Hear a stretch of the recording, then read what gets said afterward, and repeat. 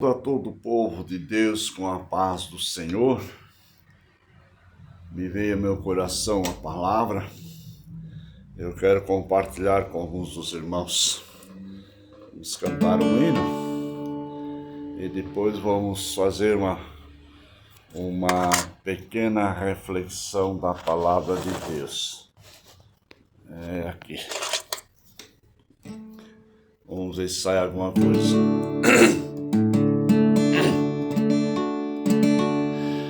Deus amou de tal maneira este mundo sofredor, que a humanidade inteira deu seu Filho para Salvador, e agora nunca mais perece, mas vida eterna tem. Quem em Cristo permanece vai ser coroado além. O pecado na cruz foi vencido. Podes pela fé vencer também. Só ser vestido e receberás coroa além. Prisioneiro do pecado, vagas sem esperança ter, mas Jesus foi enviado para a liberdade te trazer, e agora nunca mais perece, o que crê mais vida eterna tem. Quem em Cristo permanece vai ser coroado além. O pecado na cruz foi vencido, podes pela fé vencer também. De justiça ser vestido e receberás coroa além. Tu que vives desviado, sem a paz de Deus gozar, ouve a voz do Pai amado, que te espera para te abraçar. E agora nunca mais perece, o que crê mais vida eterna tem. Quem em Cristo permanece vai ser coroado além. O pecado na cruz foi vencido, podes pela fé vencer também. De justiça ser vestido e receberás coroa além.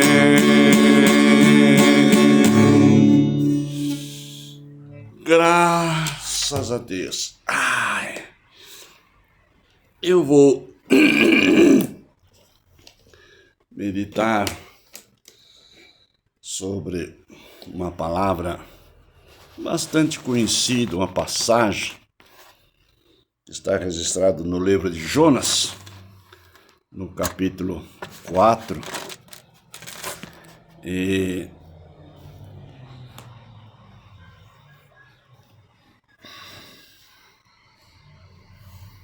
o versículo 3, uma pequena reflexão. Eu quero, antes disso, dizer que não é a minha intenção machucar ou ferir ninguém. Eu prego para uma meia dúzia de pessoas, mas também não sei da vida de cada um. seu particular com Deus, seus problemas, a sua criação, a sua cultura, seu caráter, a sua personalidade, o seu grau de fé, né? Sua experiência com Deus. Cada um é um ser diferente. Eu gosto de transmitir aquilo que está na palavra de Deus, aquilo que Deus está, porque eu me sinto incluído e envolvido dentro dessa palavra, dentro desse contexto, pelas experiências que já tive com Deus. Portanto, se você for edificado, glória a Deus por isso. E se algo te tocar, ore a Deus, pergunte a Deus o porquê veio ao teu encontro esta palavra. Glória a Deus. Capítulo 4 de Jonas, e o versículo 3 diz assim: Peço-te, pois, ó Senhor, tira minha vida, porque melhor me é morrer do que viver. E o Senhor disse a Jonas: É razoável esse teu enfado? Em outra tradução diz assim: Fazes bem que assim te seires? Então Jonas saiu da cidade e sentou-se ao oriente dela. Aqui existe 4 capítulos de uma pequena história de um cidadão. Alguém que Deus olhou para ele e lhe incumbiu uma responsabilidade, uma tarefa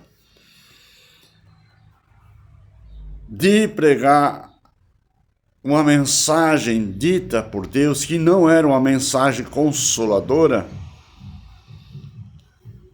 era uma mensagem de exortação a uma nação que era gentílica, ou melhor, uma nação que não estava dentro do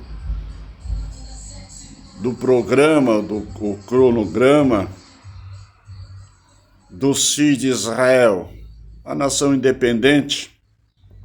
E dentro desse contexto, dessa linha de pensamento, Israel pecou muito, e muitas vezes nós pecamos por fazer um pré-julgamento sem conhecer os intentos de Deus, os desígnios de Deus, o amor de Deus, a misericórdia de Deus.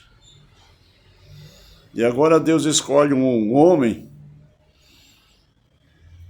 assim como escolheu Abraão, assim como escolheu Paulo, assim como escolheu Moisés, assim como escolheu os discípulos lá no mar, na beira do lago. E Deus pode escolher você ou eu, qualquer pessoa. E aqui Deus olha e entrega uma mensagem para Jonas. E o capítulo 1, versículo 1 diz: E veio a palavra do Senhor a Jonas, filho de Amitai, dizendo: Levanta-te e vai à cidade de Nínive e prega contra ela, porque a sua malícia tem chegado até a minha presença. Proclama contra ela. Contra ela. Deus está dando uma oportunidade para uma nação que não era pequena. Aqui no último versículo, o penúltimo, não sei, diz que tinha 120 mil homens que não sabiam discernir entre a sua mão direita e a sua mão esquerda. 120 mil naquela época. É engraçado que a palavra Jonas, ela quer dizer pomba. Filho de Amitai, palavra amitai quer dizer verdadeiro. Quando fala nessa palavra, Jonas como um pombo, se vem na nossa mente o pombo correio, que é adestrado,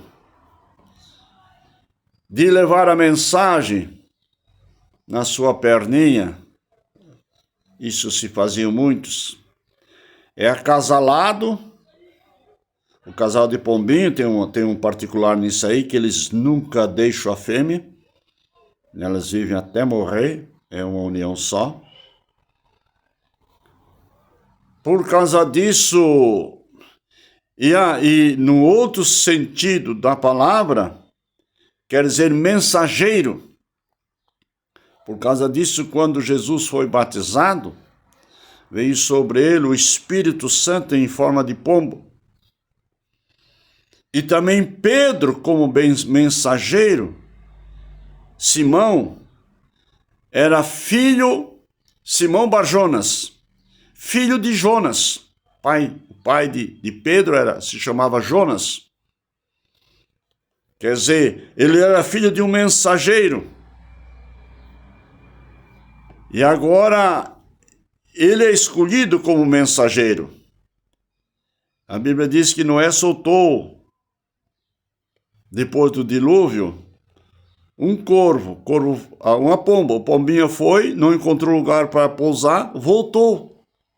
Depois soltou um corvo, o corvo ficou. Depois novamente soltou uma pombinha, depois de 7 dias, ela foi e trouxe um ramo de oliveira na sua patinha. Ela sempre volta ao local de retorno, trazendo uma resposta para aquilo que foi enviado. E Jonas tem essa responsabilidade diante de Deus para levar uma mensagem, assim como Deus muitas vezes já deu para você, meu irmão, minha irmã, uma mensagem, e nós se omitimos porque não soubemos a reação da pessoa e o nível de juízo que essa pessoa vai fazer contra nós. E muitas vezes ficamos e sofremos por isso. A palavra de Deus diz que Deus levanta esse homem como um profeta. O profeta, o ofício do verdadeiro profeta é levar a mensagem de Deus, doa quem doer. Aceite se quer aceitar ou não queira aceitar. Vai e entrega a palavra. Quer queira ouvir ou quer queira não ouvir. Então o verdadeiro profeta está no monte, está na sua casa, está no seu quarto orando, está trabalhando. E ele recebe uma mensagem da parte de Deus, faz assim como Natã ouviu a voz de Deus e vai lá e entrega a mensagem para Davi. E Natã foi. Moisés era um homem também como um profeta, que muitas e muitas vezes as costas estão viradas para o povo, mas a fronte, a frente, o joelho dobrado, a consagração, a integridade, a fidelidade, na humildade, está diante do Todo-Poderoso para ouvir a voz de Deus e entregar para o povo que está lá fora, ou a igreja, uma família, um indivíduo. Eu tenho uma experiência com isso. Morava em Taió e eu trabalhava na missão. Era coordenador de missão. E Deus fala com uma senhora em Curitiba. Naquele tempo não existe celular e eu tinha telefone somente no escritório, eu não trabalhava, em casa também não tinha telefone. E naquele final de semana eu não fui na igreja, fui atender o trabalho de missão em outras congregações, tinha trabalho fora e não fui na igreja. E veio essa irmã de Curitiba para entregar uma mensagem para um casal assim, mais exclusivamente para o irmão, que era eu. E ela foi na igreja e passou sábado e passou domingo, e passou segundo e passou terça. E ela disse, irmão, pro pastor, estava hospedado na casa do pastor, se eu não vou voltar, porque se eu chegar lá, Deus me manda de volta. E o pastor começou a visitar um. Quando ele está quase desistindo, ele se lembrou, meu Deus do céu, irmão, irmão José Alma, só pode ser. E ela, quando chegou, aí era assim, ao meio-dia, eu dava uma escapadinha do meu serviço, ia correndo em casa para almoçar e voltava correndo, para não deixar o plantão sem ninguém e o telefone sem ser atendido. Eu dei uma escapadinha, quando cheguei lá, a esposa disse, olha, o pastor está aí, chegou aí fora, uma senhora, e quer falar contigo. Eu disse, meu Deus do céu, logo agora, Jesus, é rapidão. Disse, entra, pastor, tudo bem? Olha, desculpa, mas eu tenho meu horário, eu tô fugindo lá e o telefone está lá, se alguém, um hospital, ou um poste caído, um fio arrebentado, eu preciso estar lá atento, não posso sair do meu plantão. Então, o assunto, se é sério, tem que ser rápido.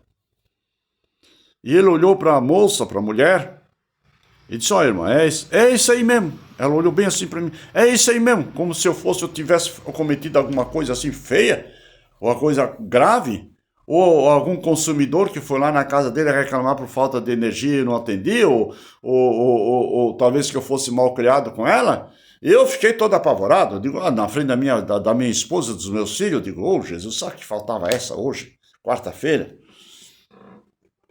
E ela disse, olha, meu irmão, eu sou de Curitiba, eu sou assim, eu recebi uma mensagem, Deus me mandou botar, eu entrei no 11 e bati aqui nessa cidade de Itaí, que nunca botei os pés aqui, nem conheço o irmão, nem quero saber da vida do irmão.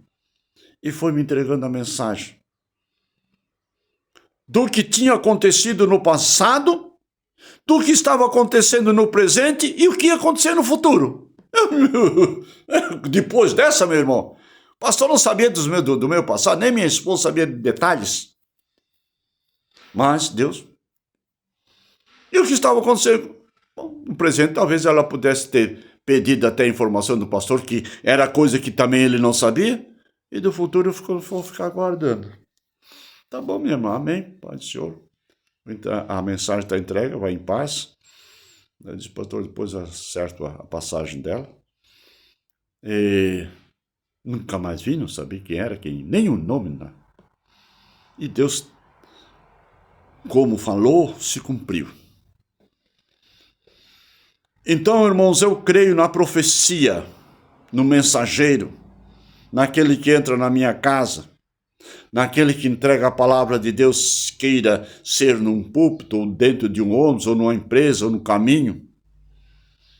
Eu já encontrei com os irmãos no caminho, o Pai do Senhor, irmão José, olhou para mim e falou aquilo que eu tinha que ouvir, sem ele saber de um minuto da minha vida. Deixa essa parte contigo, e você vai meditando sobre aquilo que já aconteceu. Então agora nós vemos, meus queridos irmãos, que Deus chama este homem e ele tenta fugir da presença de Deus.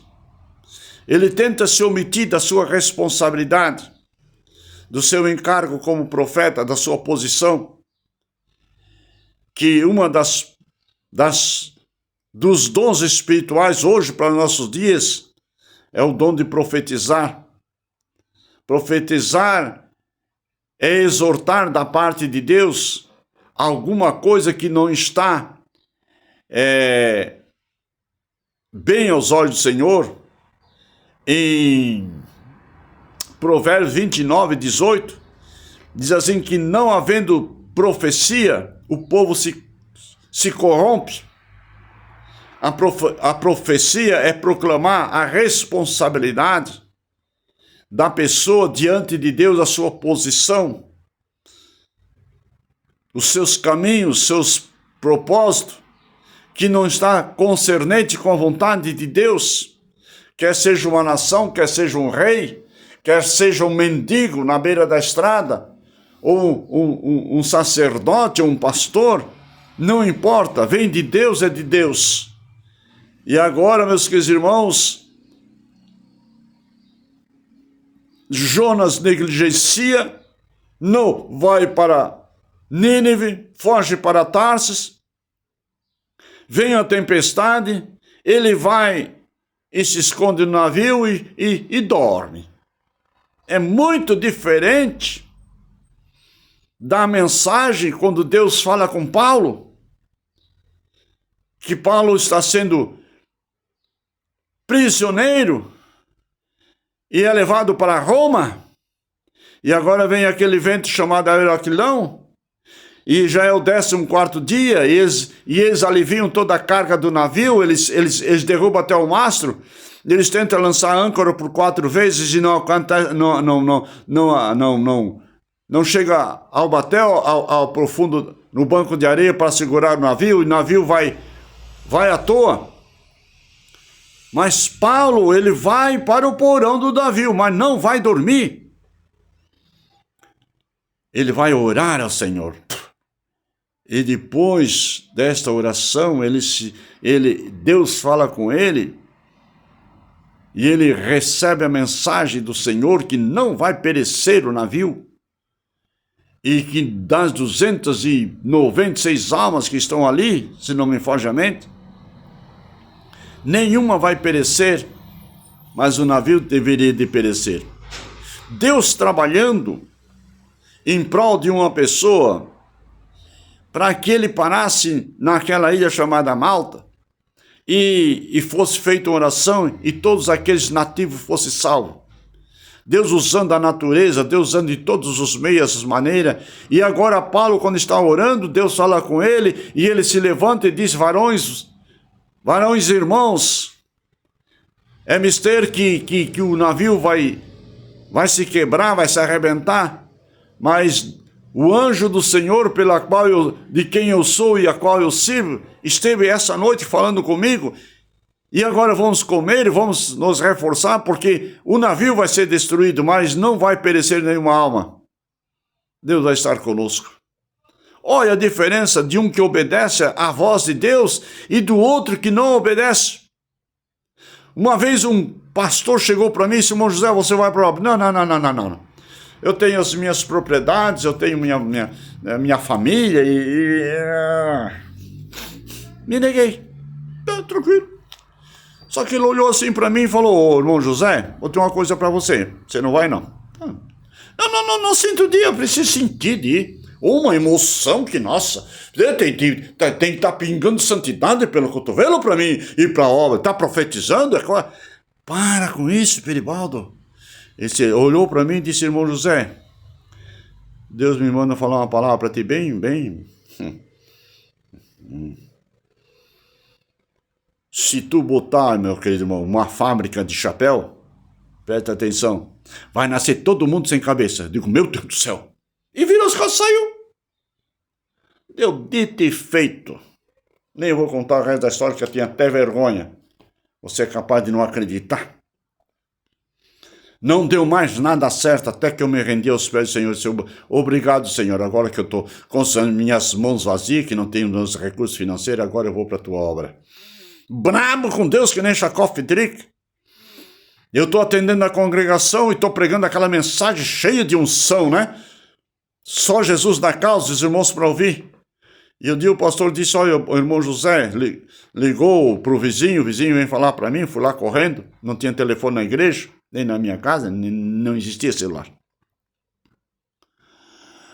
Ele disse: irmão José, era para vir um pregador numa congregação assim, e ele não pôde vir, tu vai lá substituir ele para pregar a palavra de Deus. Eu disse: mas essa Jesus. Peguei meu fosquinha e desci a serra e fui sozinho, não levei esposa, não levei filho, não levei cooperador, não levei ninguém. Eu vou lá, cumprir a hora, vou lá e pregar e venho embora, chega. Estava indignado com Deus, que nem Jonas. Eu me senti um Jonas, puro e verdadeiro, um consagrado Jonas, desde Adão. E cheguei lá e preguei lá, e eu vou cumprir o meu horário, bater o meu cartão e vou embora, e chega. E tá, os irmãos até gostaram da mensagem, todo mundo um povo simples, humilde, sei lá o que eu preguei sobre o quê. E eu estou cumprindo, assim, cumprimentando o obreiro que estava ali, e mais alguns irmãos que me conheciam e tal. E veio uma velhinha baixinha, pequenininha: irmão José. Eu tenho mensagem de Deus para entregar para o irmão. Eu vou falar, meu servinha de Jesus. Irmão José, o irmão está indignado pela aquilo que o irmão perdeu por causa da obra? Olhei para ela assim, meu Jesus amado, tem misericórdia. Da onde veio essa fofoquinha santa? Pensei assim. O irmão está indignado por aquele que perdeu por causa daquelas almas lá. O irmão deve saber, irmão José, que lá aquelas 8, 12 almas que tem lá, Deus ama muito mais aquelas 12 almas, 8 ou 12 almas que tem lá, do que aquilo que o irmão perdeu. O irmão está entendendo? Eu digo, Pepe, Jesus, não entendi, irmãzinha, entendi. Vai em paz, o Senhor que te abençoe, te guarde, e te fortaleça e te dê vitória, a mim também. Vim para casa com a minha colinha no meio das pernas, digo, Jesus, tu usa uma pessoa daquele jeito para socar o meu orgulho lá debaixo da cola do cachorro? Não, Senhor. Obrigado, Pai. E comecei a tratar as minhas ovelhinhas com amor e carinho, e esqueci daquilo que ficou para trás. Muitas e muitas vezes, meu irmão, nós se grudamos naquilo que nós temos em nossas mãos e não queremos soltar por amor uma alma. E agora Jonas, meus queridos irmãos, sai dali indignado. Deus manda ali uma tempestade. Ele é tragado pelo peixe, ele vai lá nas profundezas do inferno, diz a palavra de Deus. Eu clamei a Deus, não precisamos ir para a profundeza do inferno. A essência, o cheiro da morte me cercando. E agora Deus usa e leva e vai pregar a palavra de Deus com raiva. Quantas e quantas vezes eu pensava, eu preciso me distribuir das minhas amarras, depois eu vou. E agora Deus faz com que eu perca tudo e não tem nada. Uma vez um pastor, um irmão foi adiando uma mensagem, o pastor olhava para ele, meu Deus do céu, eu vou parar. E dizia, o irmão vai para a obra, o irmão vai para a obra. E foi. E passou-se os dias e veio os anos. Quando ele estava doente, tinha perdido tudo, acamado, estragado. Aí disse, Senhor, eu vou. Ele se apresentou para o pastor. Sabe, irmão, eu tenho uma chamada assim, desde do ano tal e tal e tal. E agora o irmão pode ligar para aquele pastor assim que me entregou a mensagem. E ele vai confirmar, eu quero ir para a obra. Aí o pastor ligou para o irmão, olha, assim. O pastor olhou para o irmão e disse assim, meu irmão, quando tu estava são, inteiro, forte e pronto para ir para a obra, tu não foi, agora estás todo estragado, empalamado, cheio de enfermidade, que não consegue pregar uma mentira, nem erguer uma calúnia, você quer ir agora, não sei se Deus vai te aceitar, vou orar a Deus primeiro. E ele foi para cá e disse, é verdade, Jesus, é verdade. Quando eu tive a minha oportunidade, eu não fui. Agora que eu estou todo estragado, arrebentado, agora eu vou. Não é assim que Deus quer conosco, irmão. E também Deus não faz assim. Deus só quer a nossa liberalidade, a nossa disposição. E Jonas estava sentindo, e talvez muitos sentem o indiferentismo, ou talvez o medo, ou falta de misericórdia, um orgulho religioso que não quer ir. Eu conheci a história de um pastor, um testemunho dele, chamado Paul Yong-Cho, maior pastor de Seul, da Coreia do Norte, da Coreia do Sul. Acho que naquele tempo não era dividido, mas era da Coreia. E ele tinha que pregar para o japonês. E Deus falou com ele, vai lá, prega a mensagem no Japão. Ele era coreano, o japonês fala outra língua. Ele disse, não, eles quase arrasaram com nós na Segunda Guerra Mundial. Agora eu vou lá pregar para ele, mas nem morto. Não vou. E diz o testemunho desse pastor, talvez esteja em sua biografia, ou Eu li os 5 livros dele.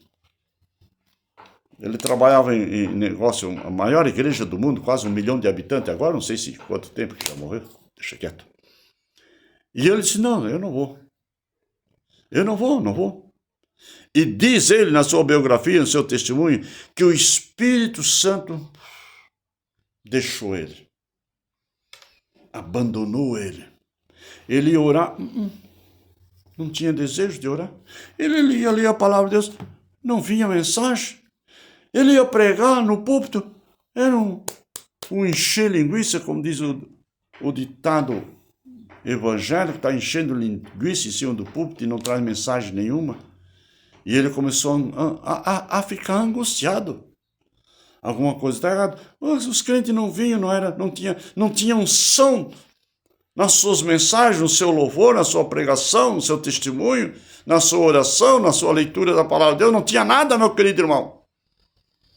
E ele ficou vazio de Deus, caiu no silêncio de Deus, como aconteceu com Davi e com Sansão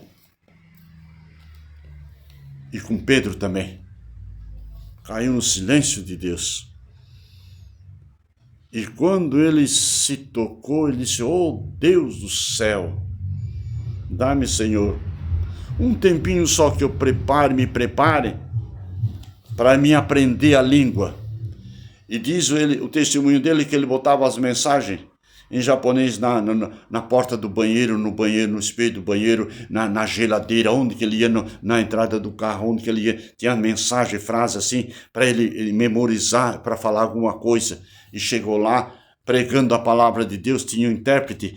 Quando ele chegou lá, a maior surpresa que existiu na vida dele, já no aeroporto, quando ele aterrissou, centenas de pessoas aguardando, e o estádio onde ele pregou estava cheio, mais de 10 mil almas aceitaram Jesus.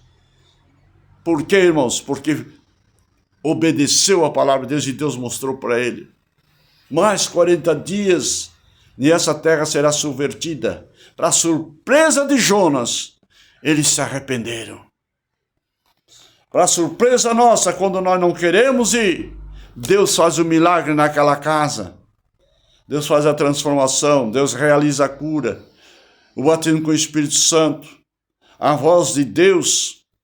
E muitas vezes, irmãos, nós estamos em nossa posição, fechado, se escondendo, se omitindo.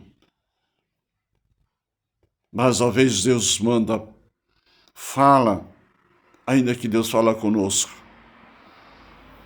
Todos os dias eu digo, Senhor, usa os meus lábios. Eu quero aproveitar o meu tempo, que ainda se chama hoje. Eu ainda quero ser enviado para ganhar uma alma para Jesus. Não é só lá no púlpito, não. Lá não. Lá é para o corpo de Cristo. Mas aqueles que estão lá fora, querem estar no lugar onde eu e você está. Que Deus nos abençoe e nos guarde em nome de Jesus, para a glória de Deus Pai. Amém e amém.